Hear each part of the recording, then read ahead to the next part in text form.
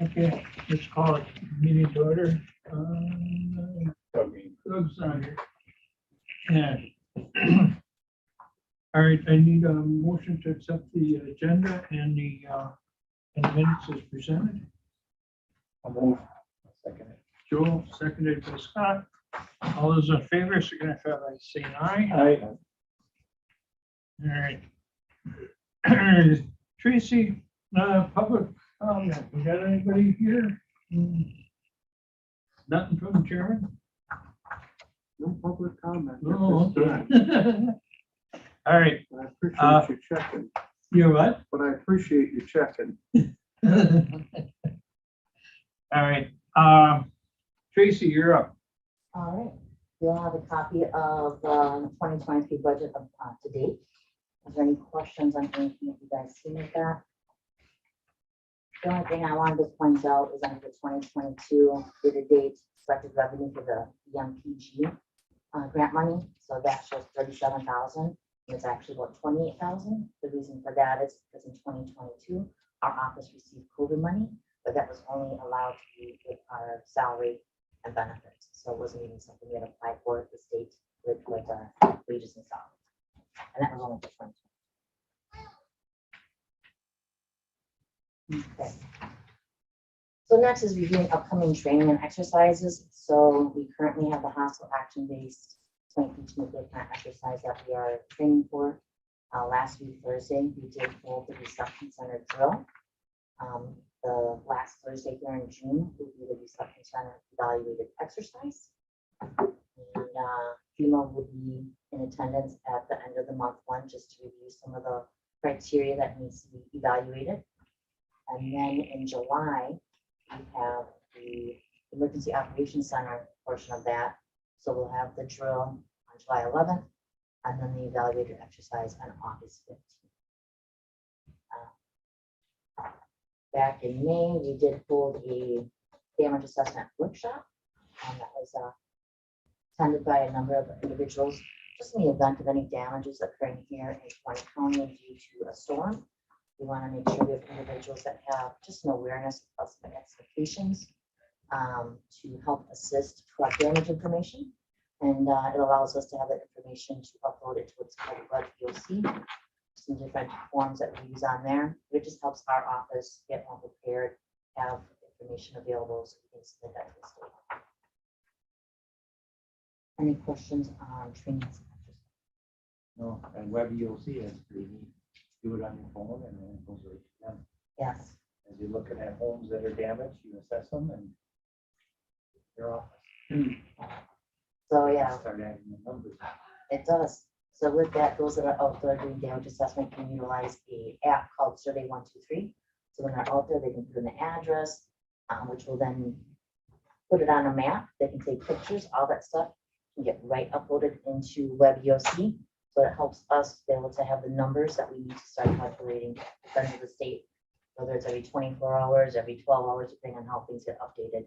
In the beginning, we have 72 hours from when an incident occurs to make sure the state's aware of it and get some sort of initial report out. And then every so many hours, we update that information just so the state's aware. And if we start looking like we're going to meet a certain threshold, then the state may get involved. If it's a statewide incident, then the state can see if they need to do a state declaration to the federal declaration. And that's it, you're there. Next is the director's report. So the past couple months, I have not been in attendance at these meetings due to different conferences I was attending.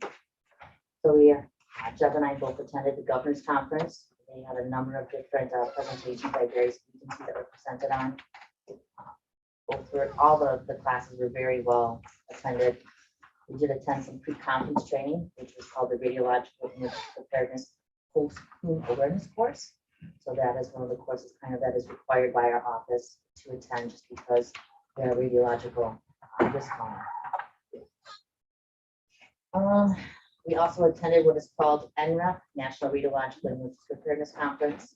They had a lot of public information trainings offered there. But they also had something called Resilience Analysis and Planning Tool Review, which is a FEMA tool. They had some information about detection of accuracy for DRDs. I attended a direction for U.S. federal spent fuel management and transportation planning presentation. I thought they were going to be talking about what the next steps were with some spent fuel, but it was more of a data collection presentation. They were there to hear concerns, but not for anyone to question anything. They also talked about the REP manual update. So again, REP is radiological emergency preparedness. That manual is something that FEMA updates. And then our office, since we're a risk county, and other counties that are risk counties need to implement what FEMA wants into our emergency operation plan. So the next update is going to be more focused on ingestion plan, which Kewaunee County will be doing in 2025. We're also adding information equipment that we have to be updated. Anyways, any questions on those two conferences? All right, the next thing I just want to mention, with the May 2023 water level update, the Lake Michigan water levels continue their seasonal incline. They increased 5 inches from April to May. So Lake Michigan is now 27 inches below the highest monthly water recorded in May of 2020. The lake is still about 7 inches higher than the long-term average water level for the month.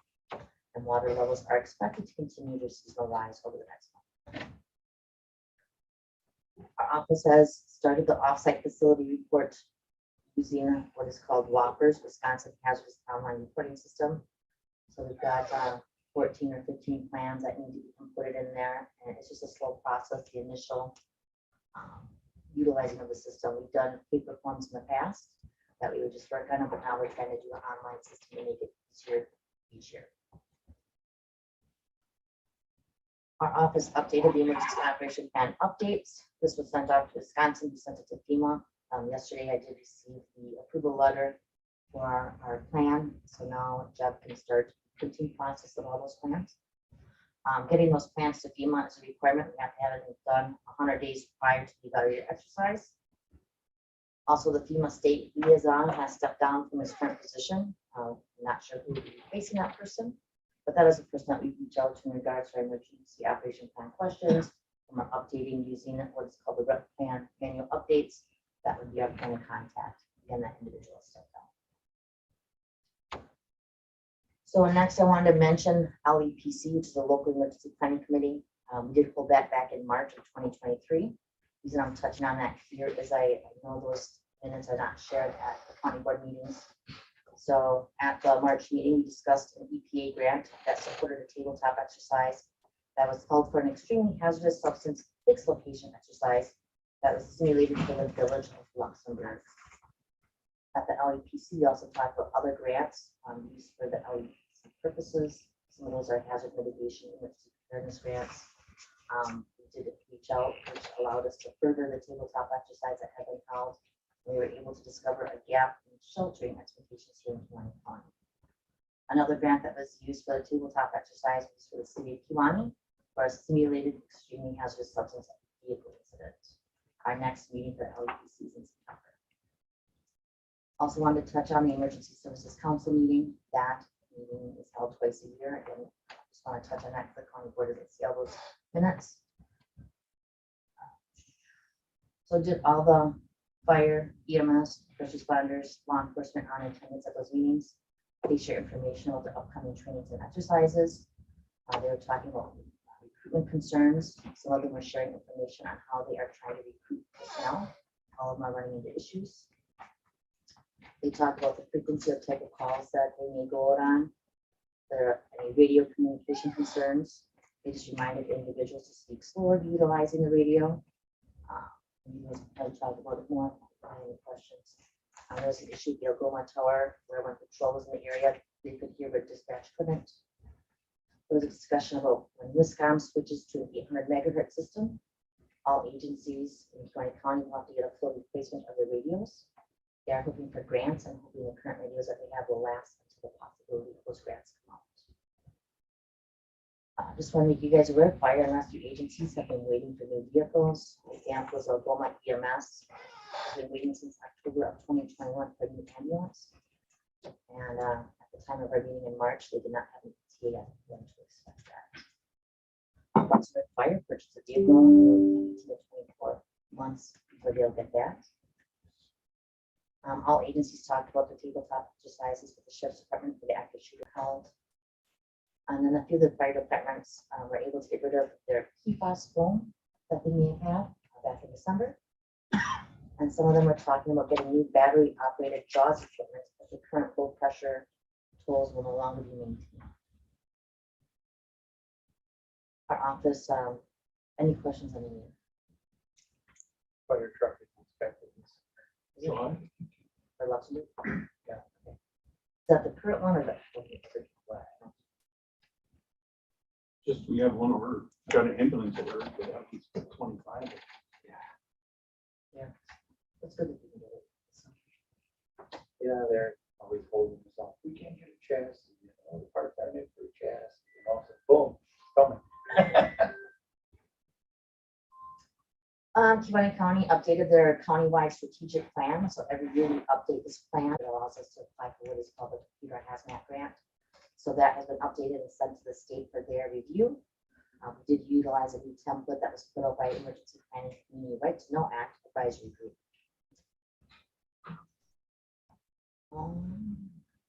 This week, I recently submitted an application for the 2024 event. I won't find out if Kewaunee County is approving it for 2024. With the computer hazmat grant from getting last year's countywide plan approved, I did submit a pre-application request that has been approved, not for the full amount I requested until it gets prorated, but I do have until July to do my now grant application for that. When it comes to the hazard mitigation and emergency preparedness grants, all those were completed and for 2022, the grants have the closeout stuff. Few things I want to touch on. Our office completed the integrated preparedness plan workshops at Kewaunee County Health. Thank you to all those who participated. We had officials who participated along with our emergency response groups. We will now be working to put the integrated preparedness plan together to submit to the state by the end of this year. Both Jeb and myself have completed the FEMA National Emergency Management Basic Academy. This is the Emergency Management Professional Program. This achievement was done with over 100 classroom hours with completion of the following courses: Foundations of Emergency Management, Science of Disaster, Planning, Emergency Operations, Homeland Security and Exercise Evaluation Program, Training, and Public Information Basics. Our office has been attending various hostile action-based planning meetings. We did hold a radiological emergency preparedness core concepts training. We try to attend one or hold one about once a year. That's just really good overview for anyone that is a risk county. And then with that, the state, Manitowoc, Kewaunee, sometimes Pierce County will attend these. I did attend the Fire Chief Association meeting in which rehab trailer discussion was brought up. I did meet with a group out in St. John's. They're at Rankin. They have a volunteer group that's looking to help in various areas. Currently looking for additional message controllers and public information assistance with our drills and exercises. Yesterday, I did hold an informational meeting in which I had 3 new individuals attend. 2 of them that are looking to at least help with message control. We're still looking for individuals to help in the public information portion for our drills and exercises. It's a great time. We want to make sure anyone that is assisting us does well. We want to be able to pass our drills and exercises. We want to make their attendance participation as easy as possible. We also attended a radiation tabletop exercise held on May 3rd. That was more of a regional exercise for those of the hospitals that with radiation transportation or just radiation. And then we attended SimCom in May. And like I mentioned, we had a damage assessment workshop in May as well. Any questions on any of that? Do you know What Montpelier has for shelters? Okay. Off the top of my head, How long in St. Paul? what we call. I want to say you guys are listed as a Red Cross shelter. There's no requirement for any city, village, or municipality to have a storm shelter. And then when it comes to Red Cross shelters, which can be used for congregate care, Red Cross reaches out to those locations every so often just to update contact information, find out capabilities for individuals to stay at. The storm shelter is just a short-lived situation where, you know, a person may be there just for a few hours. But yeah, top of my head, I honestly just think that's.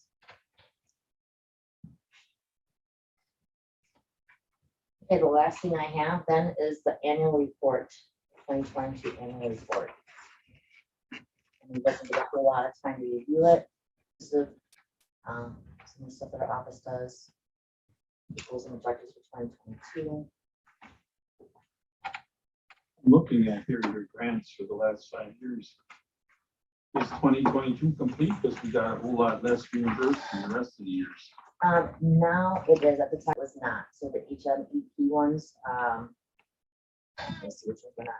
We had a hazard mitigation emergency preparedness grant that has now been reimbursed in full, the $900. HMEP hazmat exercise grant, it's not 24,970, but we also did not ask for reimbursement of that full amount. We had to downsize that grant. That grant, I think we had 6 or 9 months to complete.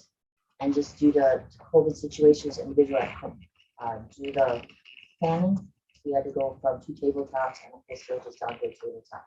So the amount reimbursed, the EMPG grant have been reimbursed up to that amount that was requested. Building resilient infrastructure communities, that's the amount that's been requested. It has not been awarded yet, and that grant won't be completed until 2025.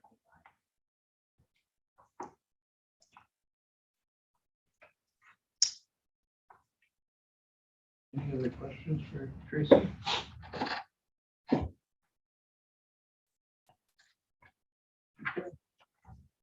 Moving forward, Matt, you're up. All right, let's kick off the 2022 budget to date. I guess the big statement from the whole thing is that we are 1% under. So look again at that benchmark for both items as well as payroll up in the upper right-hand corner. We are 1% below. That's significant in the fact that we do have expenses that are in there included from grants. I'll go to employee wellness, for example, on the second page. We're at 160% of our budget. That goes over on the revenue side into grants, whether that's COVID grants, DOJ grants, but then whatever we're spending it on, it has to get expended to that specific line item. So it doesn't get expended to the grant line item, right? Which would probably be easier to track or make more sense. But the way they like to do it is if it's equipment, it's got to go under outlay, if it's something specific. So in this case, part of the grant was to provide screenings, wellness screenings for the officers. So that had to go into wellness. So again, that 160%, that's backfed by grants. So you're going to see some numbers that are high for that reason, is that they're expended on a line item side, but then they're covered by revenue. So when it's all said and done at the end of the year, when we do our budget adjustments, that's all going to get rectified by saying, okay, there was the grant revenue for that to go against that amount on the line item. So that's how that all works. But overall, currently we're at 37%, which is 1% below the entire budget, where we should be for this time of year. The other issue, and Tracy brought up a little bit, maintenance repairs is starting to chew on us. That has to do with components of the radio system. We are over 10 years out on that system. And, just like anything else, computers, technology, we're starting to see some of these things that are going to need repair. When we went to the system, it was decided we weren't going to do a maintenance agreement. We were just going to do it based on time and material. We got away pretty lucky for many, many years. But now that we're, again, over a decade out, this is going to start to chew on us, because now if something goes down, we've got to call the provider, come in, replace the component, and that's a charge that may have otherwise been covered under a maintenance agreement. So the good news is there is the new replacement system is on the horizon. In fact, it goes in front of joint finance tomorrow, Thursday. And that's a benefit to Kewaunee County, because we, along with the other daily use counties that have been part of this from the get-go, they're building out that new system with the subsystem included. That's significant, because these counties that are doing their own, I'll use Door County. Door County is now looking to transition 800 megahertz digital, right? They're going to do that on their own dime at a cost of millions of dollars. We're going to transition 800 digital, which is where everybody's kind of transitioning, but we're partnered with the state for the last decade that they're bringing us along. Tracy mentioned about subscriber units, portables and mobiles. There's actually legislation that's going to support the purchase of grant program for more mobiles and portables. And daily use counties on Wisconsin are at the front of that food chain. That's significant for this county. And I'm going to reiterate that over and over as this unfolds, because otherwise that would fall to your first responders, your fire departments, your EMS have to pay for these updated radios, which they're going to have to update regardless, whether they're Wisconsin or not. 10 years on a portable or mobile, we already had to update ours, right? Because they're end of life. So this is significant benefit to the county that we partnered with the state, and we're going to be able to enjoy this transition at a real, minimal cost to us. So I'm keeping my fingers on it. I'm literally, down there, I'm testifying with legislators, working with Department of Military Affairs, Office of Emergency Communication to make sure Kewaunee County is covered on this. So just letting you know, that's a big thing that's coming down the pike. And once that gets through the budget process, once they approve Department of Military Affairs budget, then we'll know for sure where this all stands. So right now, there is some contention right now over what's in, what's out, the whole shared revenue thing. It's literally in the mix right now. So once we clear that hurdle, then we can start to walk this forward. We have already met with the Office of Emergency Communications with some of our first responders. That was about probably 3 weeks ago. And so just giving them an update. Okay, this is what's coming on the horizon. I don't want to be the guinea pig, right? We're not going to be on the front side of this one, right? I said, let's let some of the other counties and roll the system out, work out some of the bugs. Plus, hopefully, we have another big project to worry about. But within probably the next 4 years, this is going to come to us, or we're going to be rolling into this new system. So it's exciting. It's just a lot to take in. But I think we positioned ourselves very well to continue to upgrade our equipment and our technology without an impact to the taxpayers. So that's the goal, and we'll see where it takes us. Question for you. If we had bought a maintenance agreement for the system, what would that maintenance agreement cost us? So what it was at the time when we were running the old system, we had a maintenance agreement was to the tune of about $2,700, $2,800 a month. Okay. So we'd had $27,000. Okay. Correct. A month, you said. A month, 2,700 a month. A month. So 2,700. a month, right? Oh, Yeah, that's so we had- significant. Yeah, okay, so we had $30-some thousand a year. Right. All right. What does it cost when we have to call in? Okay. It's all time and material. So I mean, I'll get a bill for $4,000. I might get a bill for $3,000. So it all Yeah, depends but on how what it is. often how often do you get a bill? Yeah, not very often. I'm making you aware because this year it started to creep in. Up until now, very, very rarely. But now this year we had the Algoma issue come up. I was working with the system on some repeaters down in Carlton and Luxembourg. So they're starting to creep up is all I'm saying. So in the next year or two, we may see this If start you to would come. have, if we would have said, okay, what we're gonna do is that, say, to year 9 or 10, all right, we're gonna just start a gradual replacement of units. There's still money in the Oh, cap absolutely. by going without a maintenance. Yeah. The maintenance agreements will kill you. What does hurt us though is like the Algoma Tower, we were experiencing problems. And this has happened a couple of years ago too with the Algoma Tower. And we call and we say, we need somebody to come and work on it. And they say, we'll get to you when we get to you. Yeah. And so our officers, our EMS, fire and rescue, they operate with limited or no tower until they can get to us. If we have a maintenance agreement, they come out that day. Like they come out immediately within maintenance agreement. So that is one of the things we sacrifice is, we get constant calls from fire and rescue because they're all upset that it's not working and they gotta carry their phones and hope that we call them or page them. And that's how they're getting calls when these towers go down. Mhm. And we just have to wait for it to get fixed. And then the other thing is little problems come up and I think those would be taken care of with a maintenance agreement too. It's nice things, but I get it, cost efficiency, it's probably better the way we are. But the little things that come up are, we start detecting problems and then people start complaining like the radio didn't work last week and it didn't work on this call. Can you look into it? We look into it and like, I don't know. Well, what they do then finally, when we get enough of those complaints is we have to have them come through and go and look at the whole system. And then they go and something wasn't calibrated right. It got a little bit off. And then it starts working again. But a lot of times the problems aren't real easy to find. When they come through and do regular maintenance on them, they catch those problems right away. Sort of like an FM tuner, right? If you have, you're listening to the radio and all of a sudden it gets tuned off by 1 decimal point when you're listening to the radio, you still probably hear the radio, but not real good. So that's what happens in these towers. The way I envision it is that tuner gets off and like, well, it works good today. But now all of a sudden we had a hiccup and nothing went through in this call last night. It's because of the weather. Communication, all right, in today's world is compared to, 40 years ago, I got the same highway department too, now in today's world, we get so used to the fact that we should be in it right now, Right, and And I moving- understand that, sometimes we had an issue in Wisconsin Naval number of years ago that, they can't get through the building because of all the. So there's so much, I mean, to unpack when it comes to this, but the good news is in the next iteration, they're going to be covering, the state's going to be responsible for the maintenance of both the core system as well as the subsystem. They want to own it all. Because the way it is currently is they took care of the core system, we built out our subsystem, and that's where Bell Electronics comes in. Now they're like, well, no, that's your subsystem. Well, I think the core system is it all.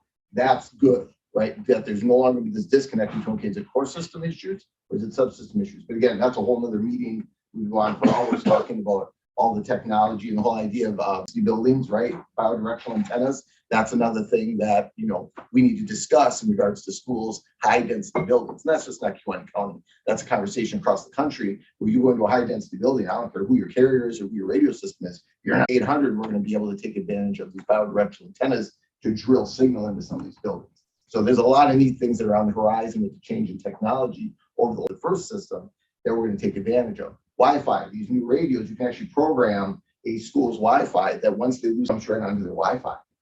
So, I mean, there's some really interesting technologies to reach some of the issues that we faced over the decades. So that, we could go on for hours. But the big news is the ballot to be able to move this thing forward, and Kewaunee County is going to be in a good position. So if I understand this right, okay, so we get, let's say these new radios are in the budget for this cycle. The 800 system might be 4 years down the road. Correct. We wouldn't get the new radios until then. Oh, Yeah. because I was wondering if you can convert them from No. Wiscom to 800. Well, No. 100, right? So right now we're VHF and they're in different spectrum frequencies.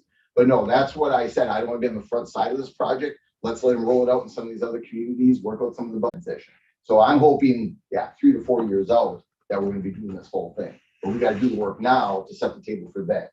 So we're always thinking we're in a good position when the time comes. So we should hold off, like Lexington Fire was talking about radios, we should hold off now. Yeah, and they were there at that meeting because 3 to 4 years ago, their current radios, they're still living on the radios from 10 years ago. Yeah, they're, if they're end of life, they've got to decide, do we hold on or do they make some choices? That's our part. By end of life, what that means is they won't fix them anymore. Right. Like you can't, if a radio goes down and you send it in, they said, So that's you old go- technology. If we have parts, we'll fix it. If we don't have that part that's wrong, we won't fix it. So then they have to do something, right? They have to get a different. Under 900 megahertz now, 800, no, we're on VHF. you're on 800. And this, No, we're VHF now, going to be going to 800. what's your megahertz? Right now, your frequencies are operating on is typically in the 300. It's usually about where the band, the actual frequency numbers, and then this is in the 800s. Yeah, which, I could talk forever about better coordination and spectrum. The thing is, the higher the UHF, as I understand, higher your UHF, it's nice. Milwaukee, Green Bay areas, they like that. Traditionally, 800 had less footprint, right? That's why we went VHF years ago, because your rural areas, VHF provided a better footprint. The problem was, and we discovered this in all these pains over the last 10 years, is they've been narrow banding VHF. They're not narrow banding 800, but they're narrow banding VHF. Every time you narrow band, it diminishes the footprint. And that's what we struggle with when we transition, is at the same time we went from analog to digital in the VHF, we also went from wide band to narrow band. And it took our footprint and brought it down. And so that's the interesting part now when we do these studies, well, how are we able to get that coverage on 800 when VHF isn't as good? Because they've limited, the FCC has literally been limiting the VHF over the years, almost like turning it down. And here we're trying to get footprint, we're trying to get coverage. At the same time, they're narrow, they're limiting it. So the good thing with 800 is just that it's a better signal, it's a better penetrating signal, and it's easier to coordinate because it's a cleaner frequency. VHF is a dirty frequency. You talked about interference. We had people that when they would be on a portable and they go through Piggly Wiggly with the automatic doors, right? That would cause an interference on the radios. There were counties where when they hit their light bar, their radios would chirp. I mean, it's that dirty of a signal. So this whole idea of trying to minimize the interference has been a struggle for all agencies throughout the years. So this is a good thing to move past all that into a clean frequency where we can finally be past it. Yeah, so that we've gone for hours. It's a fun conversation, but yeah, personally your eyes start spinning back in your head. All right, budget. So again, anything other than that, any questions on the budget? We continue to track it. Probably the biggest thing going into the later part of the year, and Jason will speak to this on overtime, we know we're going to be hitting a wall when it comes to these retirements. And in staffing, which I'll be doing next, we'll talk about the deputies we have in the hopper that are getting trained. But these recruitments that we're putting out there, and we're not alone. We are not getting the applications. But any questions on budget before I go on to staffing? So staffing, the eligibility list or the posting closed on June 12th. We had a significant amount. A lot of them were like Indeed, very sort of generic applications. I think we had we might have 2 or 3 that actually have relevant experience, education. We're going to screen through them actually after this meeting to look at them, but not a lot in regards to relevant law enforcement education or experience. So we're hoping maybe out of 1 or 2, we might be able to get one and get them into the training cycle. But all we can do is continue to put it out there. We are not alone. State Patrol, they typically try to host a class of 50. When they start up an academy, every year is 50. So they'll get like 600 applicants. They screen it down and they usually start a class of 50. They started a class of 32. They are currently at a class of 18.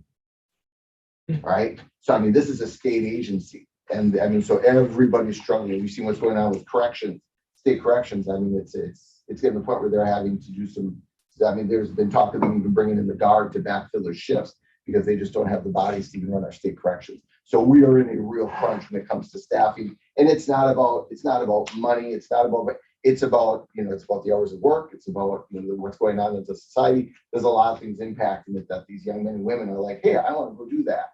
It's a tough time to bring them in. That being said, the ones we've done with training, she's doing amazing.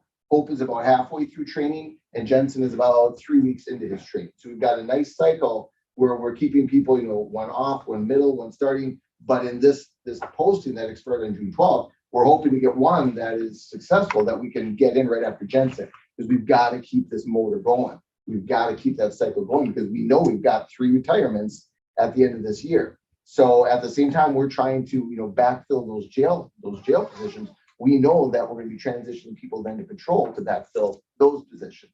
So it's kind of like walking in quicksand a little bit. We're hoping 2024 is going to be better, but 2023, because of these retirements, we're really going to be bogged down.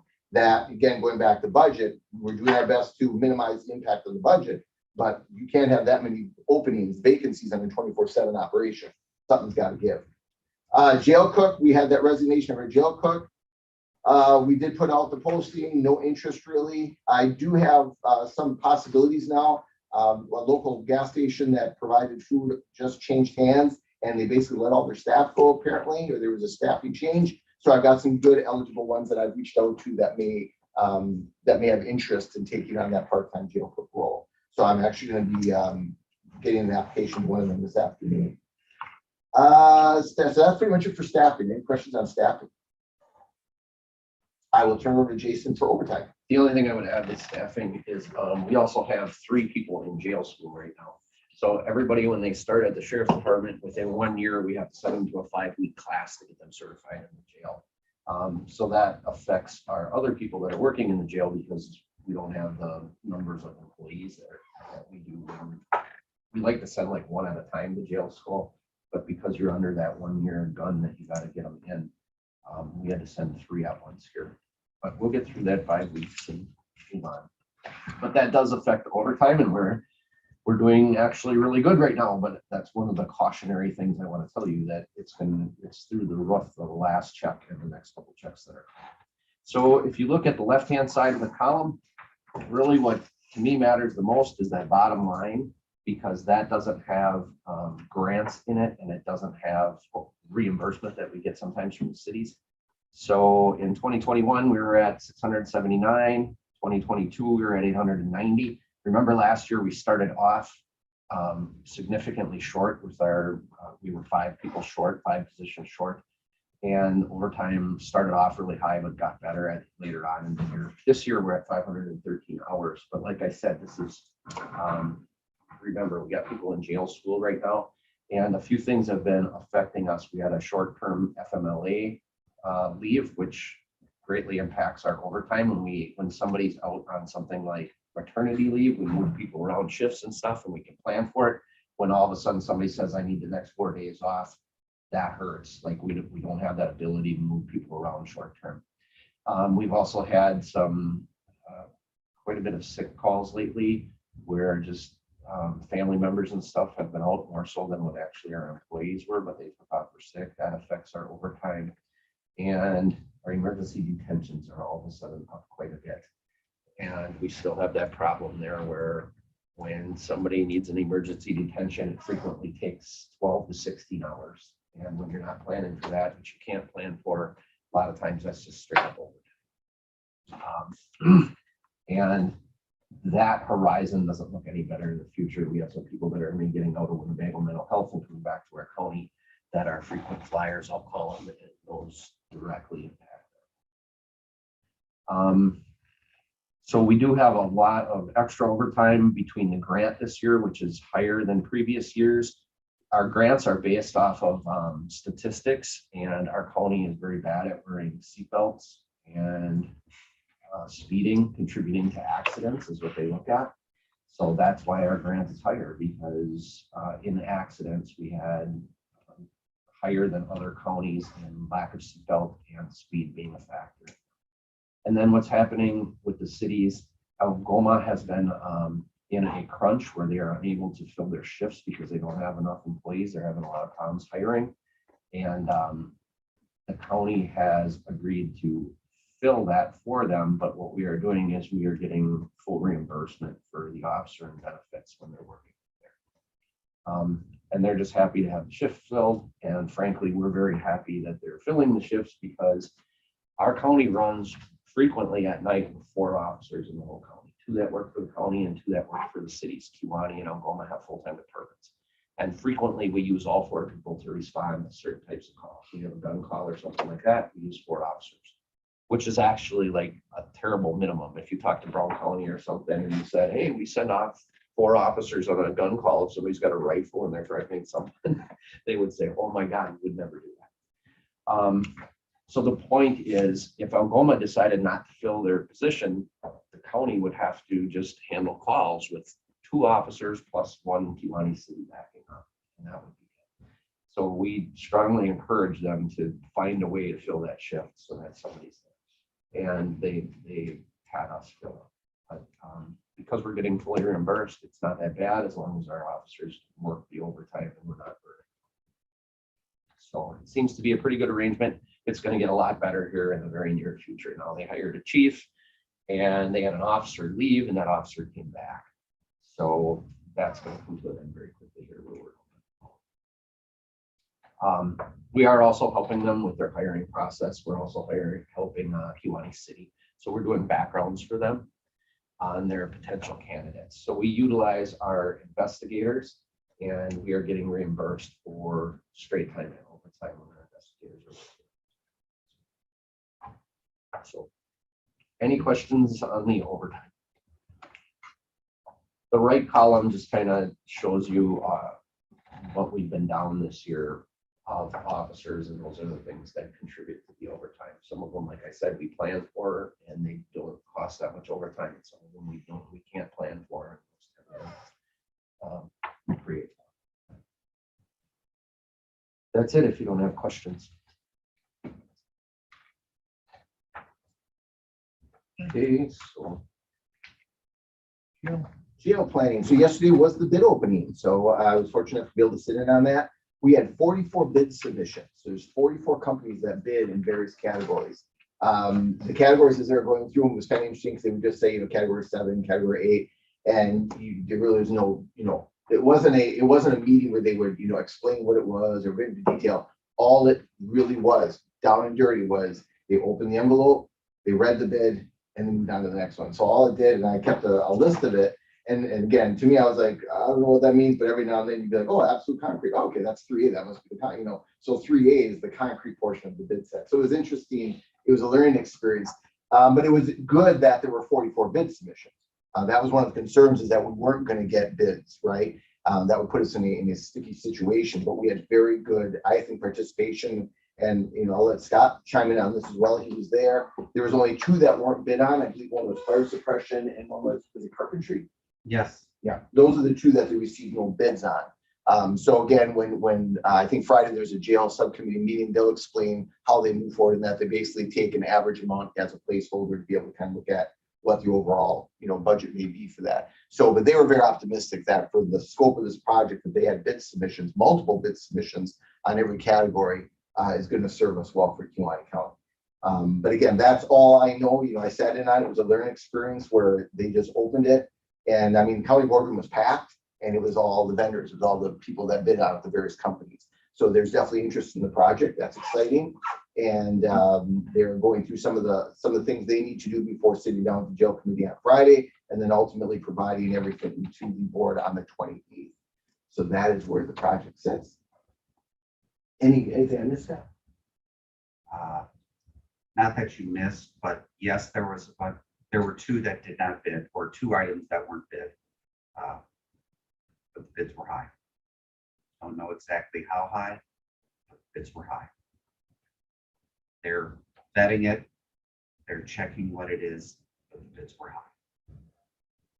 So I don't have exact numbers, and they haven't vetted a bunch of the bids, but the bids were high. Any questions on jail planning? Department spotlight, and Jason spoke to a little bit, and I just want to highlight it and use this as a point to highlight, is the flexibility. So although there are times where we can't, we're limited in that the ability to last minute flex, right? It's amazing what the officers do in flexing. We've got situations where officers are changing their days off. As much as changing their days off, it's like, hey, we're running short. Would you be willing to come in on, on these days and switch your days off? And they're doing it, right? We all know that, by contract, that's my shift, that's my section. They could just basically put their foot on the ground, but they're flexing with us. They're flexing with us to make things work, to make things happen. And especially on these last minute ones, their willingness to pull those shifts in Oklahoma, that was huge. And we almost ran that department during the month of May. I mean, it was significant shifts in that going from May into June. They were short. They had 2 officers in that entire department, and we backfilled all those shifts, as well as participating on their hiring process to help them move forward. I myself spent a Saturday up there just helping them with interviews. That's what we do for each other, because when they win, we win. When they're successful, we're successful. And the willingness of officers to help each other out, and it doesn't end just with the shift filling. I stopped up there today, and our officers are up there, talking now to the new chief. Hey, here's some spillman, and here's some ways you can help do reports, and just working together to bring them in to make sure that that community is successful in getting that department up and running again. So I mean, I was very humbled, very optimistic. Just the professionalism of our staff in the way that they look at it for me, or how's this in community. The department spotlight is basically on the department, the employees. The things that they do for this county, the resources they bring to bear. There's so many things that I don't even know about, that they're doing on their own time or with their own resources, just to make sure that our office, as well as the other, partnering and law enforcement agencies, are successful. I can't say enough about them. So that's the department spotlight. Yeah. Oh yeah, I skipped down to the spotlight. So yeah, I want to just throw that one in there, but I believe, John, you have item E now, unless there's any questions on the spotlight. Good luck, Senator. 5 officers, basically. So they cover whatever, 8 hours a day, and then every other. They probably cover about 8 hours a day, 7 days a week. The officer is a full-time officer. So the chief is the 0.5. Yeah, I think he works 22 hours a week, whatever the state allows you to work in retirement, still claim benefits.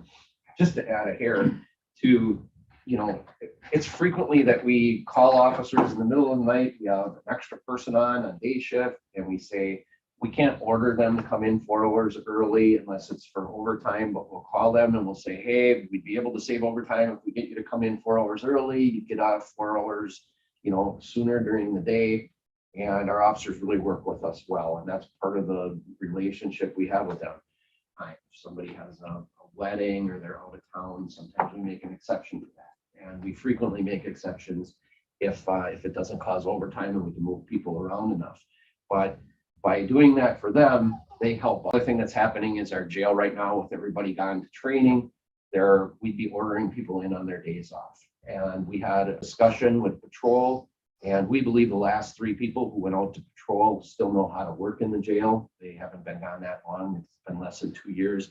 So we're letting them come back to overtime shifts so that we're not ordering people in on their days off. And what really helps us with that is we know from past experience, you start ordering people on their days off and you're going to lose employees. And we have a couple employees that are pretty open with that. They're actively seeking other employment. That they don't. If we start hammering them, like, well, now you're also going to come in on your days off, we're going to lose them right now. You're not gonna have anybody working for you. You can't do that. You gotta take care of your employees. In this day and age, that's just the way it is. Yeah. Yeah, it's the intangibles, less of a motivator, becomes less of an issue. You start treating them like crap, you don't have enough money to keep them. No. You know, people don't realize that. You know, you don't take those steps to create a good work environment, you don't have enough money. So we've got to make sure that we're taking those steps to create a good work environment, actually offsetting what that intrinsic motivation is. They're like, yeah, you know what? Maybe I'm not making that much, but man, I love the people I work with. You know what? I know that management's trying to work with me. That has value. Because if we just keep hammering, then it's all about the money. It's all about the benefits. It's all about the contract. And we're never going to keep up. Never going to keep up. So I'm glad we have that culture at the Sheriff's Department, and we're doing everything we can to cultivate it, nurture it, sustain it.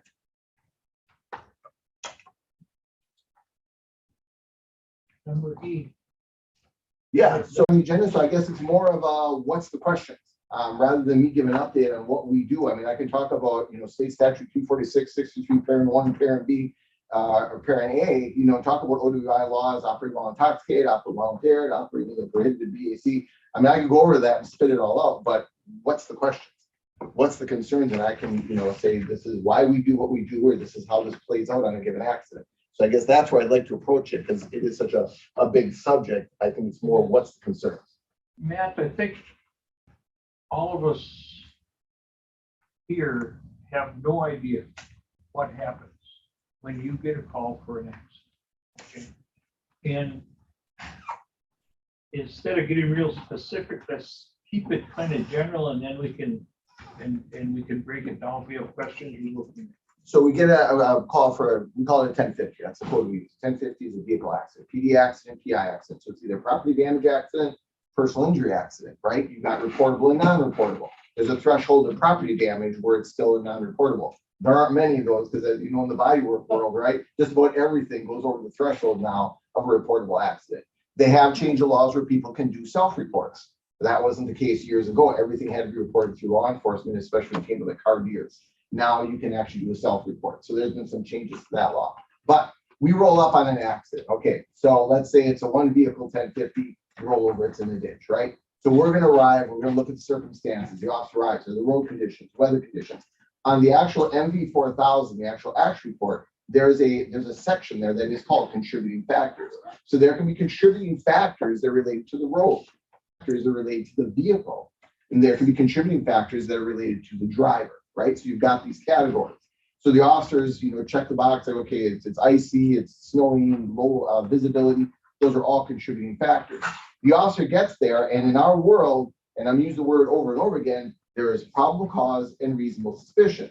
Just because there's a vehicle in the ditch does not give us probable cause or reasonable suspicion. This station take us where it will. Right, we can't come in there with preconceived notions.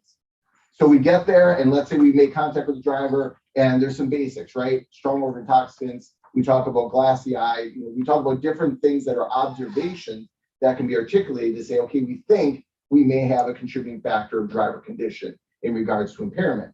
That gives us now the ability to move to the next step. We talk about field sobriety tests. Once we do the field sobriety test, if none of those are quantified, let's say, no, they're walking fine, they're not doing anything, they're able to feel told, they're, you know, all those things are solid. Okay, now that leads us in a different direction. All is based on the investigation at the accident. We don't get to leapfrog or make assumptions or say, we think this is what it is, right? You know, we talked about inattentive driving. That can be a myriad of things, right? We know a lot these days it's texting, right? There is no law against texting unless you're in a construction zone. If you're in a construction zone, yeah, there's an actual statute against texting while in a construction zone. Other than that, it basically still falls under inattentive, trying to eat your food on the run or whatever, you know, the things that people do. Well, right? That's all under the category of inattentive driving.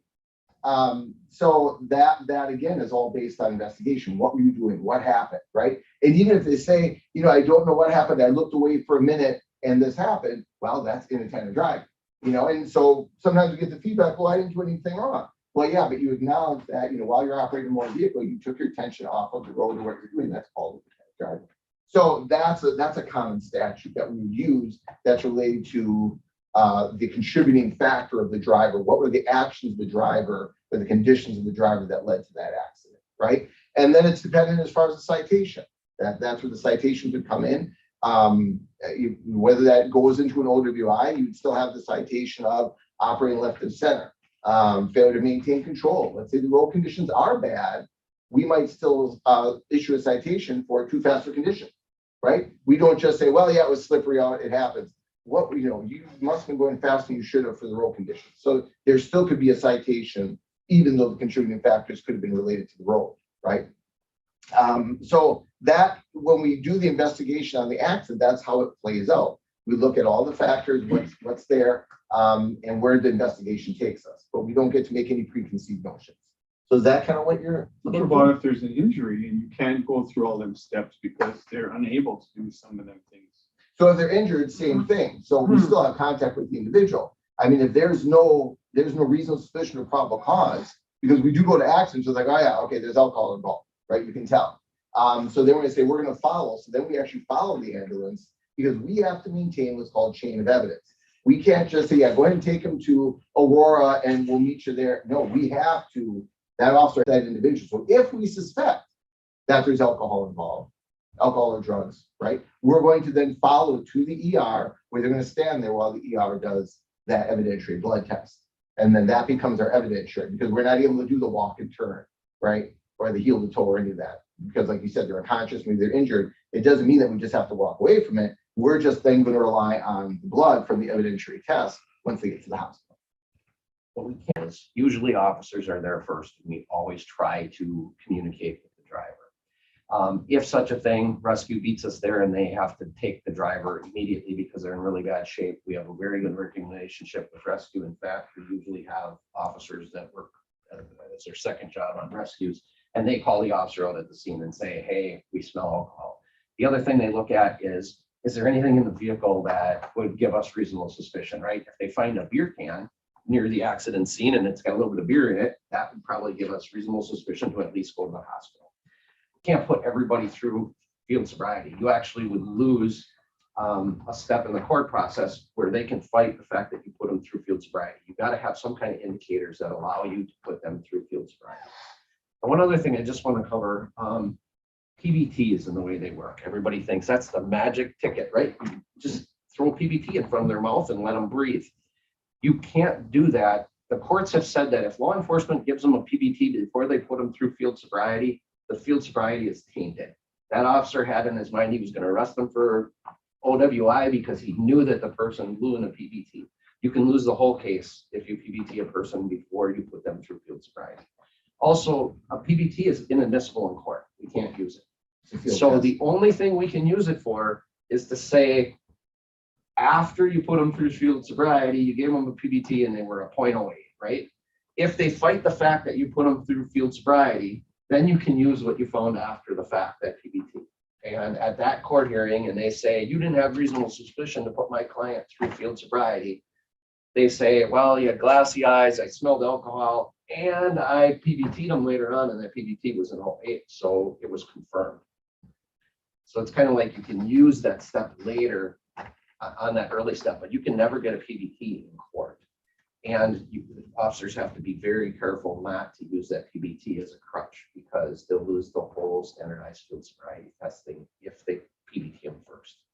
When we do that report, if you were to look at an officer report, it literally breaks down by what we call clues. In every test, you have a certain number of clues, a threshold of clues you have to get by. So let's say they do the walk and turn, right? So they do the walk and turn. And then literally you can do it verbatim. I inform the subject to stand with his feet together, hands at his side, right? Subject failed to stand there with the feet to the side, he lost his balance. Boom, that's a clue, right? I then inform the subject to begin walking. I explain the test first, I demonstrate the test. Subject was then advised to then perform the test.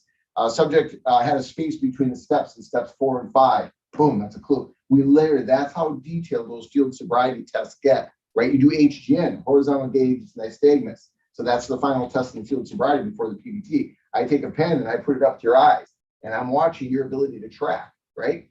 that is nothing you can control. That's the body's physiological reaction to alcohol in the brain, where your ability to track is diminished. So whereas you might have normal smoothing tracking right now, when we do this to somebody on OWI, their eyeballs are going like this as they're tracking across, right? That's gaze and nystagmus. That's another clue. And it's only after all of that that we can then say, now we're going to do a PVT to validate, right, or corroborate, okay, yes, all these things that I saw were now validated by this PVT reading. Because it could happen that we do all this and this comes back as 0, 0. Now we got a whole new game, right? Because now we also have drug driving. And now we've got a whole nother thing we got to deal with, right? Especially with this whole idea of marijuana being introduced, this is going to complicate our world. Because you can have somebody that is visibly impaired, failing field sobriety, but they're 0, 0. Now that's out the window. Now we got to go down a different path. So it's not as easy as what a lot of people think it is, and it's black and white or cut and dry. Even in the traffic stop, when I did OWIs, attorneys would then actually contest and do a discovery motion that they would challenge why you even pulled them over. Why were you even there? Well, they had a taillight out. That was my probable cause for the stop. So even our very existence on the stop gets questioned, right? It can be challenged. I don't think you had a right to even pull my client over. Well, here's why I pulled them over. And if we're not able to even articulate why we were there doing that test, the whole thing gets thrown out. So we get challenged at every step of the way. What if they deny the field sobriety? So that's neat. So Because there's a law that says you don't have to do that. you don't. So you could say, no, I don't want to do field sobriety. If we have that probable cause, we can still do a evidentiary. So you can say, that's fine, I refuse. Well, then, sir, ma'am, you'd be placed under arrest for operating a motor vehicle while intoxicated. We then bring them over for the intox for the blood. If they refuse that, everybody, if you look on the back of your license, you've got your signature on the back of your license. That's a neat little thing Wisconsin did. It's called implied consent. And basically, when you got your license, which is a privilege, you made an agreement with the state saying, if I'm ever stopped under the suspicion of OWI and I refuse the test, I'm automatically revoking myself. That's implied consent, right? So that's a neat little thing that another tool that people think they're going to be smart and say, I'm just going to say no to everything. That's your game, but now you get revoked automatically. So you guys do basically when you go to an accident scene, you're doing all of this at every scene. correct. Yeah. Based on what we find initially. I mean, if we don't find anything, we can tell that they're coherent. There's no smell of alcohol. There's no glass head. There is no reasonable suspicion. Okay, then we're not considering focus on OWI or drugs, right? We're going to focus on sleepiness. We're going to focus on road conditions. We're going to focus on sit here and keep harping on maybe they're drunk, maybe they're drunk. Well, no. If reasonable suspicion is not there, it's not there. You can't just hope somehow it manifests itself. It's not there, and you move on. The other thing that's important that we do is we reconstruct the scene to a point, depending on the severity of the accident, how many vehicles, insurance companies, the drivers themselves rely on us as an unbiased agency to come in and tell us what happened, right? If this goes to court someday, they want to know what happened.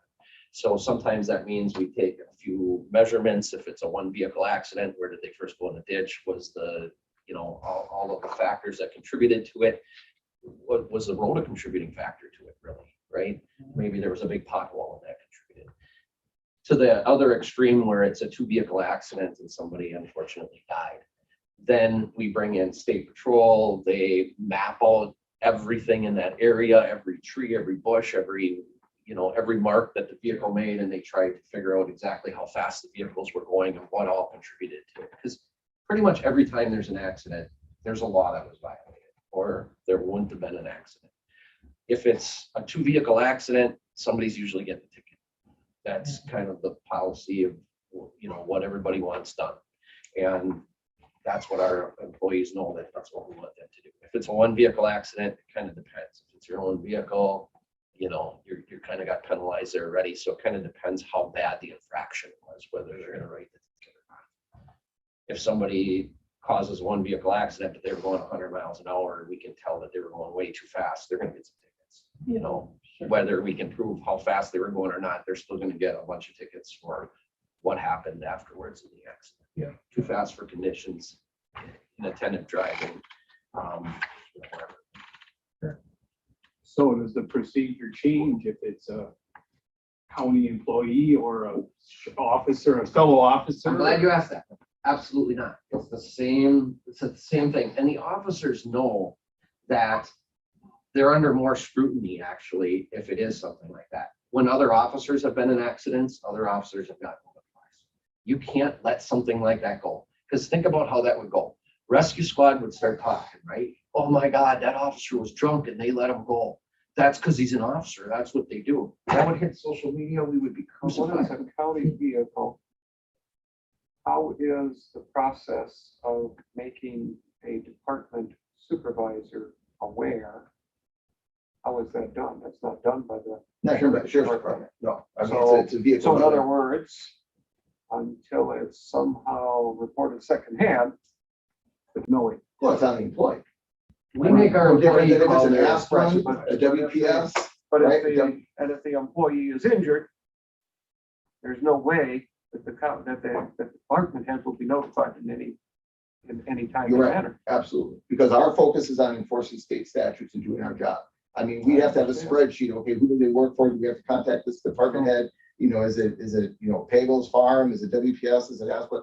We don't I care. understand that, but it's pretty evident when it's a county vehicle. Right, but we're not gonna, Big signs it's not on the within side our of the- realm, our purview to do anything with county policy. So in other That's- words, the sheriff's department, I mean, there's, the county has a policy. I mean, that policy is very clear, and I think everybody's kind of aware of it. But the sheriff's department is not in any way going to assist the county in carrying out that policy. So I'm not really sure I understand how the county could ever carry out its policy.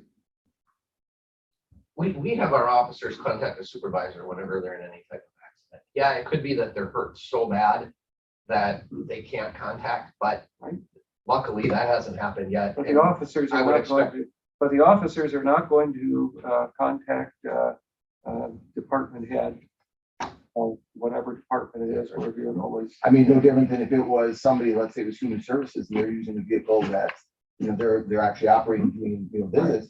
We're not gonna, oh, by the way, I think they're a county employee, we're not gonna put that on the deputies to be like, are they on duty, were they on a day off, or were they actually doing a home visit, does it fall under policy? I think it's pretty evident if it's a county vehicle that has a big sign on the side of it that says it's a county vehicle. Right. I mean, so in other words, what you're telling me is that there is no assistance from the sheriff's department in alerting the department head. Enough going on an accident, handling the criteria for that accident, whether that's the injury, the cleanup, the reconstruction, the idea of what falls into county policy or not county policy or who owns the vehicle. We contact, I mean, you have the owner of the vehicle. I think about situations where, we had a fatality actually where there was a company vehicle, it was actually in another county. And yeah, they contacted the owner of the company more so because, the vehicle was absolutely destroyed and they wanted to find out, what they need to do. But I mean, we would contact the tow service, and the tow service would do what it did. If it was my personal vehicle, if it was a county vehicle, they would do what they do, retrieve the vehicle, remove it, whatever, impound it. But our deputies would not at 2 a.m. be like, hey, we think, we should be contacting this person, that person. That falls on either that department, employee, the department head. I mean, I don't know that the deputies are going to be making contacts on who the vehicle owner is. Wouldn't it be a good policy though, if it was an accident involving a county employee, that you would just call the state patrol to investigate it, just to No. make sure that there's no scrutiny? No, State patrol might take hours to get out there.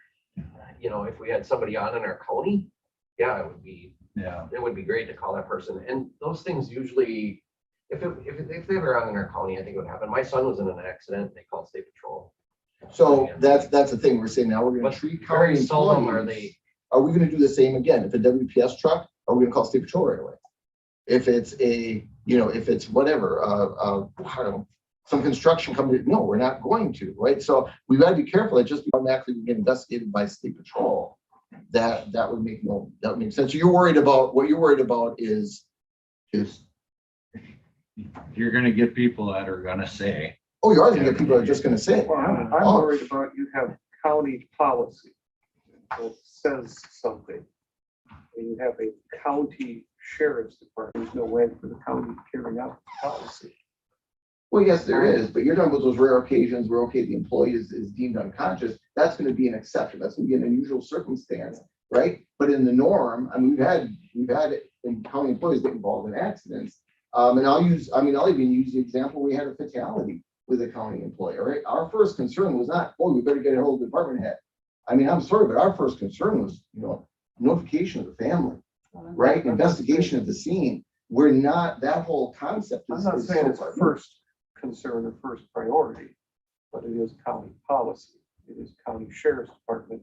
I would think that at some point, county policy would play in and assisting the county. If you have a CDL, is it automatic that that person must get tested no matter what they're driving? No, you can't treat them any different than you do anybody else. If you did it without reasonable suspicion and you said, I'm just putting you through field sobriety because you're in a commercial vehicle, you lose it for sure. If the officer doesn't call you field sobriety, in that case, you have to have reasonable suspicion to put somebody through field sobriety.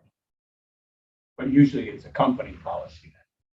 It would be a company policy, but just hang on a second. Now, Scott had a question. Well, the one part that I was throwing out there is that so let's say with the highway department and you have snowplow drivers. If you're out, there's a group of people out there that are then communicating by radio or otherwise. So then there's some alert system that could therefore make the department head and whomever else aware. Why? Because there's more than one person out. If you have just themselves and no one knows that they're out on the road or during the day otherwise, then there isn't that system that would therefore allow the department head to know that an accident has occurred and therefore be able to follow up. That's an important distinction as well.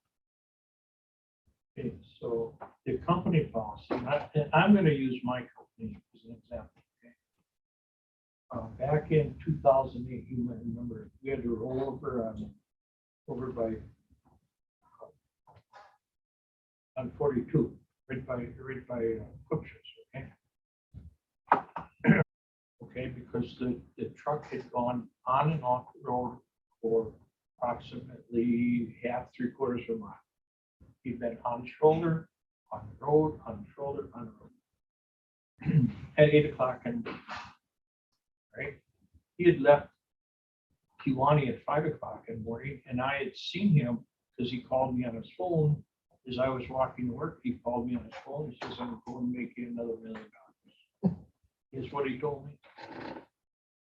8 o'clock in the morning, I got a phone call from Mrs. Sigmund. You have a truck laying on the road upside down. Okay? Your officers weren't there yet. I hopped in the vehicle, left Kewaunee at 100 miles an hour outside the city and passed one of the squads before the accident. All right. And I got there and the driver was hanging out of the passenger windshield. Okay. Hanging out of the passenger windshield. The hood is on top. Was I worried about whether he was drunk? No, because the guy didn't drink. He couldn't drink. Okay. Every day he would have kidney dialysis every night. In the morning, come in and go. I wasn't worried about him being drunk, but state patrol showed up there. And let me tell you, everything changed when state patrol showed up. Your guys did a wonderful job. You know, you did set up for traffic and did routed traffic around. But state patrol pretty much ran that accident site. And they had a number of officers there measuring everything up. And again, it was mystifying on and off of the road. Did he fall asleep? We didn't find out until 2 days later when the helicopter showed up at his house and helicoptered him back to the hospital again and found out that the guy had had a stroke 2 days later. And that's what caused it. They actually were able to trace back, says, hey, the guy's had like 20-some mini strokes. And that's what caused the accident. It was really weird, you know. And again, it was our own accident, site and everything else, but the guy never drove truck again. They gave him his license back, but his truck driving days were well over. But it's an accident site, and I don't I don't remember at the time, but I believe they did run blood samples on them, which all came back negative. Because State Patrol had called me up and they said, we ran the blood samples, it's all negative. We don't know why he passed out or did what he did, but he did. And, until 2 days later, we found it out. But in that case, when it comes to commercial vehicle operation, whether that's a manure tanker, any of those big pieces of equipment, we typically do right away call State Patrol. Because there's gonna be things that they're gonna look into, whether it's brake calibrations, failing equipment that we're not gonna be aware of. And so as far as accidents involving commercial motor vehicles, that's usually our first call, but we're not gonna call them in every time there's a passenger vehicle, a pickup truck or a car that goes into a ditch. I mean, we just talked about how short-staffed they are. So, but we do rely on them for the reconstruction investigation of commercial motor vehicle accidents, because there's so many different factors that can be contributing when it comes to those bigger pieces of equipment. So that is standard, absolutely. Remember, officers are, I guess if you put yourself in an officer's shoes, when they're out at that scene, there's two officers. The more serious the accident is, the more they have going on in their heads. They have a lot that they have to handle on that accident scene. How serious is this? Is this something I gotta get State Patrol? Is this person intoxicated? It's not just alcohol either. It's prescription medications. You can be intoxicated on legal prescription medications that you take yourself. So they have to try and communicate with that person and find out what that is. They got to get, the highway open as soon as possible. If it's on a state highway, they got to make sure that they notify the state so that they can put something out that the state highway is closed. They have to try and reconstruct the scene as much as they can so that insurance companies and everybody is happy that we did, our due diligence. They got everything that's on the accident report forms that are like 5 pages long that they have to fill out, contributing factors. They got to look at the tires on the vehicles. They just got a lot of stuff going on all the time.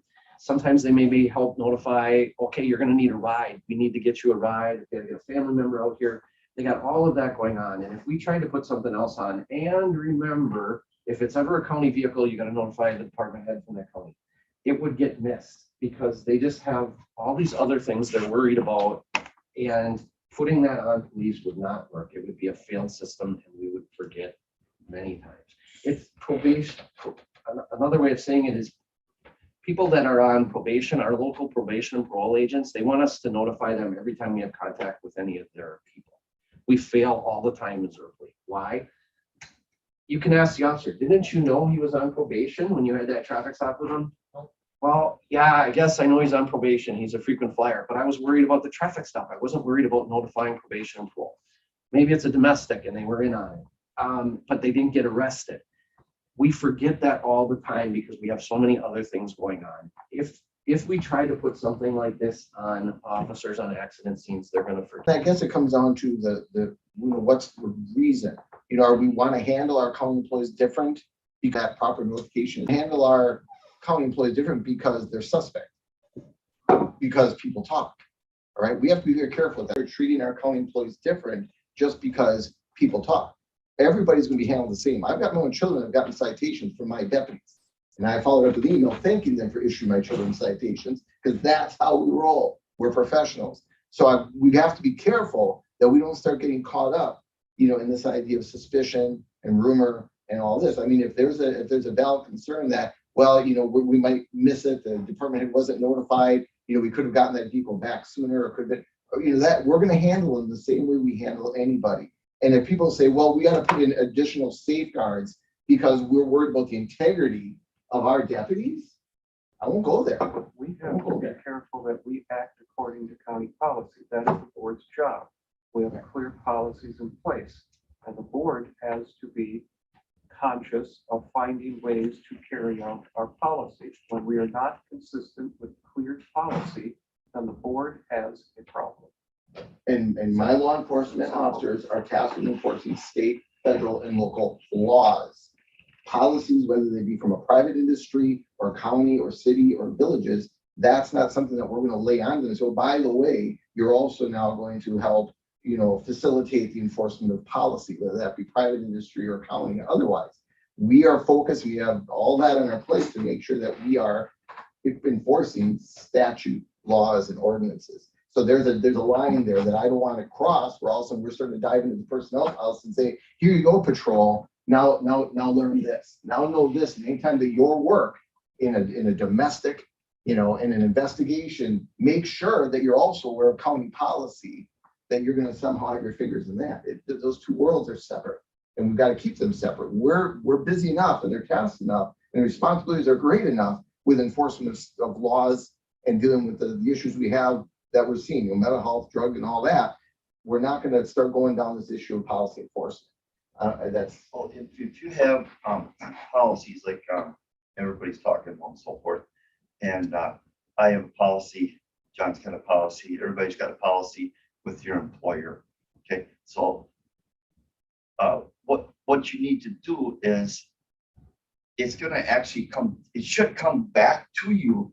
If you were in a car accident, if somebody, one of my employees were in a car accident, okay, they are not gonna contact, who are they gonna contact? The record company. What are they gonna do with the vehicle? It all comes back to you, to the employer. Right. It has to. So you are gonna find out, but they have to tell you somehow that they got this accident and so forth, because they're gonna find out, because what else is gonna happen? You could get fired because you did not report. I think it's, and I No. have to. That's part of the I have policy. to look and- It's not up to the, yeah, I agree with you. It is not up to the sheriff's department to enforce policy. But at some point, you are gonna notify somebody in line. I mean, if one of my guys gets in an accident with my truck, the sheriff's department Yep. is damn sure gonna call me because I own the truck. exactly. And at that point, it is my responsibility to enforce whatever company policies I have. Right. One of your employees, same thing. It's not the sheriff's department to enforce any policy. But at some point, you're gonna notify him that one of his guys got in an accident, or me. And it's up to him, me, or John to enforce our company's. Right. So let's say that Not employee, that sheriff's county department. employee got into a slight accident, whatever, they're walking around, they're fine. I mean, we're not gonna be like, hey, make sure you call it, that's on them, right? But yes, we roll upon a scene and the employee's unconscious in a significant accident. Again, whether it says Fall Right Tree Service or Kewaunee County Sheriff's Department or Kewaunee County Highway Department, we're gonna call them and say, hey, we've got a vehicle here. Your employee was involved in an accident. Just giving you a heads up, this is what's going on. What are your wishes with the vehicle? Yes, we would do that, but not necessarily exclusive to the county.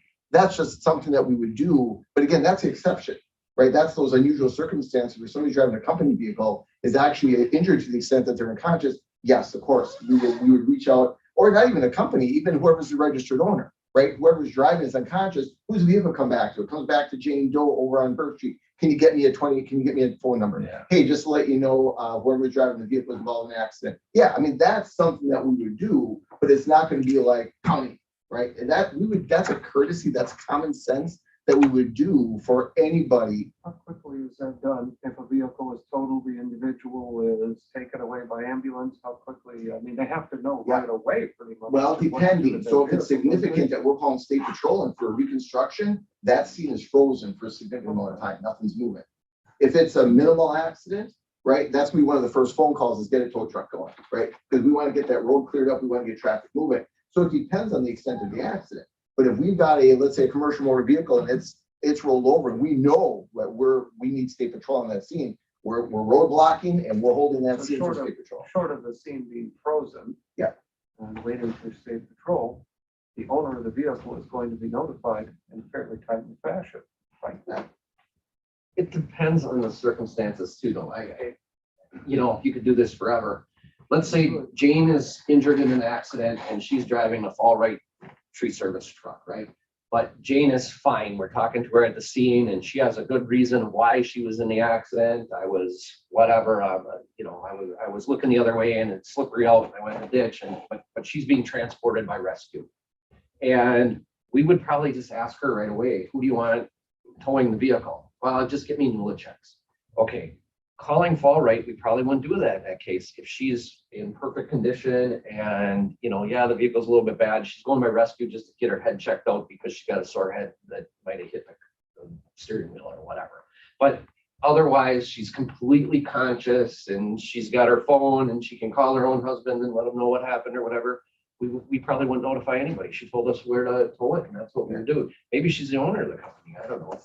That's incumbent on the individual. We would automatically default that we better call The the company. more injured they are. Yeah. The more likely it would be we would call Fall right away, right? If she's unconscious, we gotta find out who she is and confirm that. And we're gonna notify her husband or whoever, her next of kin, so that they can get to the hospital and help her. So we would call Fall right. That's our best lead on who she is.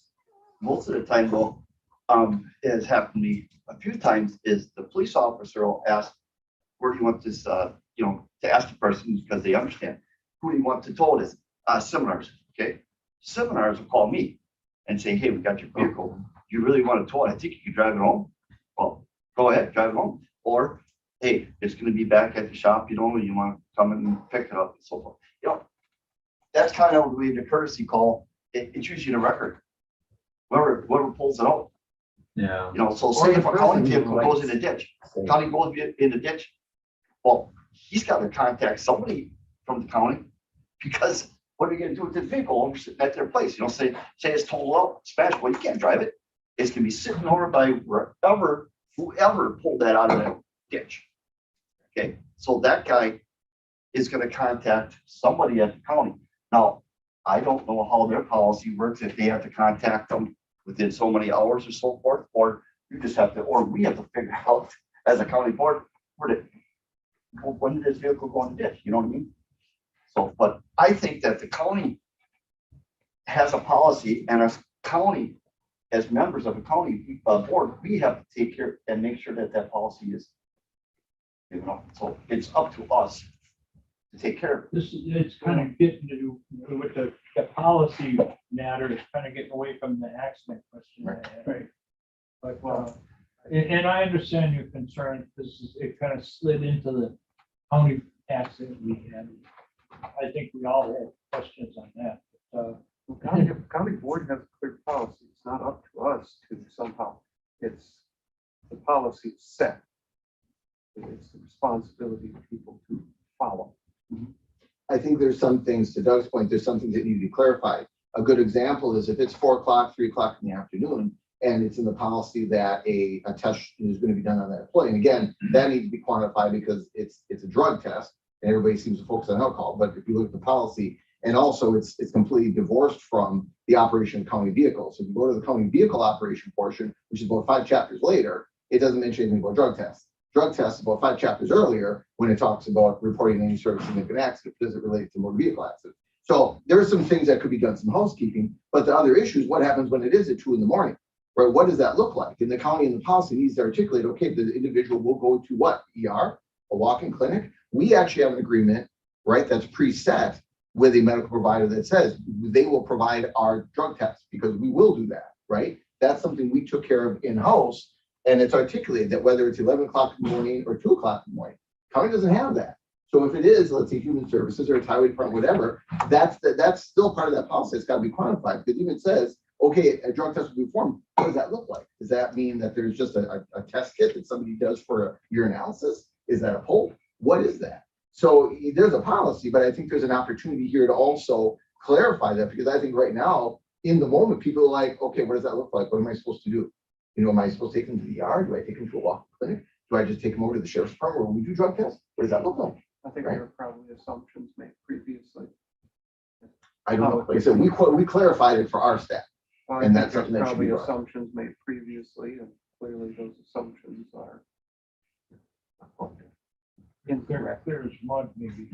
Well, I think they were clear in the minds of people when policies were adopted. I don't think that I think perhaps there's not been communication with the sheriff's department, and perhaps there's an expectation that that's just the way that it would happen, but it's clear from the conversation today that it's not.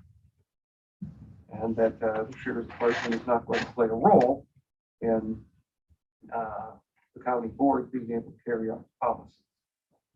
Anyway, do that as it may. And, and you brought a point up, Matt, is that at 4 o'clock in the afternoon is different than 2 o'clock in the morning. At 2 o'clock in the morning, try and contact people. Right. Okay, now complicated even further. Okay, and because that accident, it kind of wandered into this, happened on opening day of deer season. Okay, when everybody is out of the area. All right, and I think that what happened there, because now you have a definite law, because the person that you would have, the person that was in the accident couldn't respond or get hold of immediately his direct supervisor, okay? Because he's sitting in deer camp 200 miles away. And by the time he gets back here, we got contact with him. He gets back here, the individual's already gone out of the hospital. Okay, so what did we do? We lost complete chain of custody on everything. Correct. I But mean, you it couldn't was- go back all of a sudden and say, hold on a second, 2 o'clock that following afternoon, let's get you back in here and try to do a test. The whole thing's. Forget it. Right. It isn't gonna happen. Well, I mean, because I could have, if it was me, I could have went home and I'd have had a couple of shots of Jack and went to bed. Okay. But that chain of evidence, I mean, it's this, when we pull somebody over, if all of a sudden we drive into their driveway, we've had this, we try to conduct a traffic stop, and they basically don't pull over, and next thing you know, they pull in the driveway, they dart out of their vehicle into their home. I mean, for all intents and purposes, that old guy's lost, because they just say, yeah, I was nervous, I ran inside, I slammed some Jack because my nerves, and yeah, I wasn't driving, I was fine when I was driving, but when I ran in the house, I just slammed some Jack because I was nervous because you were trying to pull me. I mean, that's the world we live in, is it's all these weird milky areas. And it's not that we won't enforce, I mean, it's not that we're trying to be belligerent or anything, it's not our place. And now I would hope that, again, if the county employee who's operating the county vehicle is able to contact, they would do so. That's incumbent on them. They should know the policy. If they're, deemed incoherent, not because it's a policy, but that's what we would do, is we're going to contact the vehicle owner to say, hey, there's been an accident involving the vehicle you own, your employee's unconscious, to be rushed to a hospital, right? You're going to be made aware, but not because it's policy. That's just how it's going to flow, right? But in regards to the policy, it's incumbent on the employee, and then it flows up from there. But I don't think that another department, has the ability to somehow be injected into that process. So will we do it? Yes. If your situation, you said they're unconscious, absolutely. But we would do that whether it's fall rate, whether it's Blue Water Services, whether it's Dugdale Construction. That's just what we would do so that we could effectively clear the scene and take care of our job. But to induce or inject county policy into it, that's just going to cloud it up. Did you say that, I thought I heard you say like, your policy for your department and so forth, if somebody gets in an accident, they do like a blood test no matter what? Well, so it depends, like we talk about significant. I mean, we got guys picking deer on a regular basis. I'm not gonna have them drug tested or blood tested every time a deer. I mean, we had one burnt ringer deer actually ran into the side of him, right? It wasn't even that he hit him, the deer literally ran into him. Well, so I mean, I'm sorry, but we're gonna need discretion because I'm gonna be running cops, off shift, pulling them for overtime. So we do, if it were a significant accident where, the officers contributing factor, yes, absolutely. And we have, I didn't know if that's how you have your Our policy. agreement Policy is doesn't say significant accident. right, The policy says post-accident. Right. So then I'll give a different example. We had a public health nurse that accidentally stuck herself. Right. By policy, she needed to go in, and because she had given a vaccination, given a shot, and then stuck herself, she then had to go in to get checked out. Should she have been drug tested? That was an accident and required medical care. that's I didn't know that you Our guys do agreement- that, but I understand. Our agreement is for urine and blood tests 24 hours a day with Bellin. And our officers know that if they're in a significant accident, they're going to be sent to have No that. matter what. Well, we would say significant. Right. Some here would not qualify in our minds as significant. We're just, Well, they didn't play any part in the accident. Right. that's how we read that. They're driving down the road. right. But, The other thing that happens. That's just Right. common sense. You want to be picky? Yes, you'd send them in there. But at least you'd have that policy. I mean, it's in place. And we have other reasons we send officers, right? If they're involved in an officer involved shooting, they're going and getting their blood taken. If they're involved in something serious like that, that has nothing to do with an accident in a vehicle or an accident at work, we're still gonna send them because it's such a significant thing that they were involved And they know that those is. So honestly, if one of your spots went into a ditch on a separate road, Right. would you send an officer in? You would. But my policy. Right. Policy says, it doesn't say significant accident. Policy says accident. Policy says, when workplace behavior indicates an employee is under the influence of drugs, must be witnessed by at least one supervisor. When required by law, post, and these are the different reasons as to when a drug test is required. Post-accident, any current employee who is involved in a serious incident or accident while on duty, whether on or off the employer's premises. What is considered serious? Rolling a truck Actually, I over think the what. ditch. Some housekeeping there would be Yeah. good. We interpreted that The as policy- serious injury and accident, which probably is. In regard to that accident, John, the supervisor of that department was notified immediately after the accident that night and did make the call to have the vehicle towed by service. Correct. So I The understand. supervisor of that department knew about that accident, and the supervisor of that department should have been aware of that policy.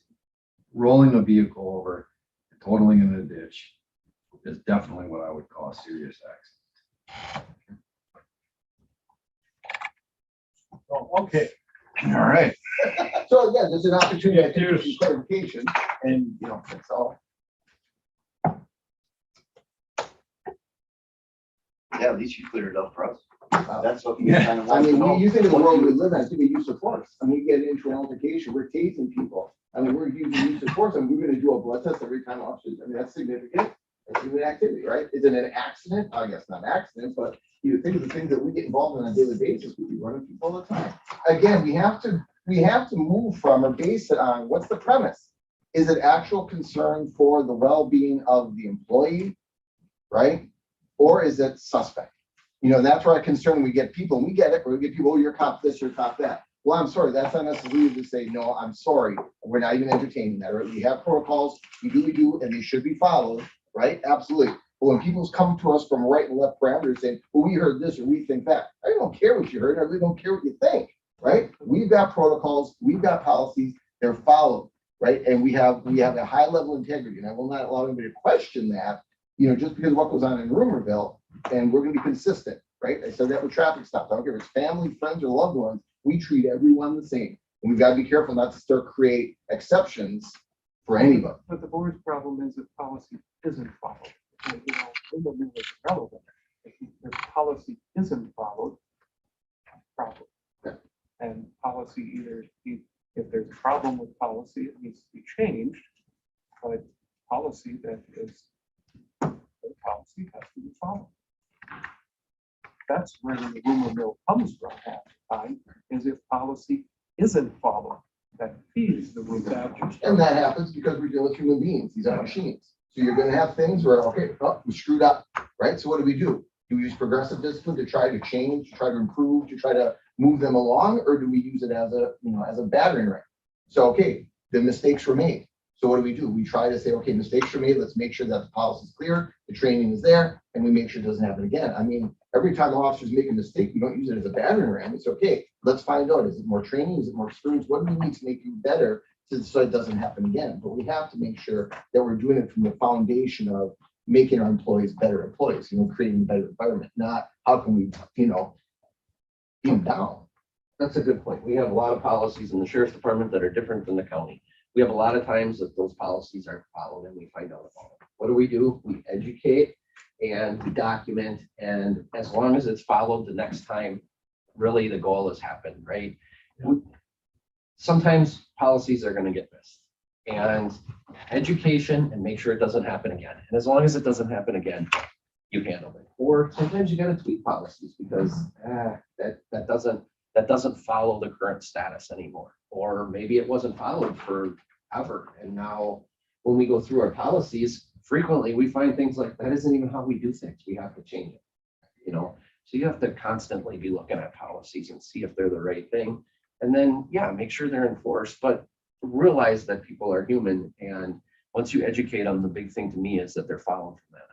You're never gonna look at a policy until that does happen. Right. Just, you know, Yeah. More often than not. now we gotta redo this policy, because that was not handled, but. And this is a great opportunity to do so. And one of the things I said that is very ambiguous is, what does that look like? It says they will be tested. That's a very bold statement, but there needs to be then, what we do is almost a crosswalk, a literal flow chart of, okay, this happens, you do this. And that way that the department head knows, all right, this is a call to Bellin. This is a call to whatever, they understand, because right now, even you said all employees be drug tested on any accident, it's like, what the hell does it even look like? So what am I doing? Is that public health? Is it the sheriff's department? Do I go to Bellin? Do I go to Aurora? There's an opportunity here to look at this policy based on what happened, said, can we make this clearer for the department heads and employees so they understand it? Right? That's part of it. Because then we get into progressive discipline that, okay, this happened, right? So now we got, whether it's a verbal warning, or we might do written warning, but you don't go from 0 to everything. And that sometimes has been a crutch of, and I'll say our departments fall victim to it. And I think this county has, where we do nothing, get rid of them. We've got to understand progressive discipline. So in this situation, what are the actions? You know what? We realize there's some ambiguity, realize some mistakes were made. Those involved were given maybe a verbal warning. It was addressed. Let's move on. That way, when the community comes forward, it says nothing was done. No, something was done. But they always want fired. They want to, no, that's not how this works. It's Nor progressive can you discipline. share with the public what was done. Right. Because it's a personnel matter. And I do this all the time because Matt, whatever happened, discipline, we addressed the issue, the officers, and the behavior was addressed, it was taken care of. That's all I can say. I'm not gonna say, oh, we did this. No, they don't get that. That's internal. So there's an opportunity here. We got to make sure we don't use a sledgehammer for everything. There's progressive discipline, right? Mistakes were made, whatever happened, great. Now that's a step on the progressive discipline. Okay. Any other questions? So we can move on. All right. Our next meeting date is July 12th. It's already been set, 8 a.m. here. Proposed date would be August 9th. Again, here, 8 a.m. Is that good for everybody? August 12th. July 12th and then August what? August 9th. I will be with my dear wife on our wedding anniversary, but that's okay. Okay, so are you gonna be on Tuesday? I'm around. Okay, yeah, anniversary is actually on the 12th, but I He think got her drunk. we leave on the 8th. I think we're going to the Ozarks. Where are you I think going? we're actually going to the Ozarks. I don't know. She just tells me where to go. Keep After it 30 on years, the I've got I that get- smart. I get told where to go all the time. Okay, Motion to travel test. I don't think you're not going to this, okay. All right. No comments, other than the fact that, thanks everybody for being here. Appreciate the, Oh, I have nice one update. comment, Yeah, because this just came up, I mean, it was all over Facebook. The situation like at the Karsten is there's some people that have to be notified when people. So that sex offender notification, that is all dependent on the seriousness of the violation. I've done everything from a public posting like what Chief Miller just did, all the way up to door to doors, depending on the seriousness of the violator. In this situation, he's no more or less of a threat to anybody else. That's a common notification. The fact that probation and parole made an agreement with the Karsten to house him at a hotel, that's a little unusual. It's actually been going on for years, but they've all been offenders that weren't out of the institution. So let's say you're a sex offender that comes out of the institution, we have to do a notification in the community to some level, right? After that, let's say it's a year later, 2 years later, when they move around, we're not going to notify every time they move, right? It's just that first time. So there's actually been some individuals out at Karsten for years. So this guy's been renting to folks down there. This is the first time there's been somebody directly out of the institution down there. That's why we had to do the notification. Is he a threat? No. He doesn't pose any greater threat. He's not a sexual predator, right? These are sex offenders. He's not, these aren't like victims were unknown where he's jumping out of the bushes, right? These were usually relationships that were inappropriate, underage, all these kind of things that go on, but they still end up getting categorized as sex offenders. So yeah, it's causing a little bit of a stir in the city of Kewaunee. Yeah, well, that's. okay.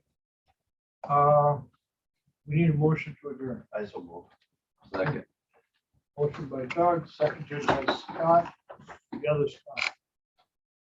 Oh. ID. All right. All those in favor?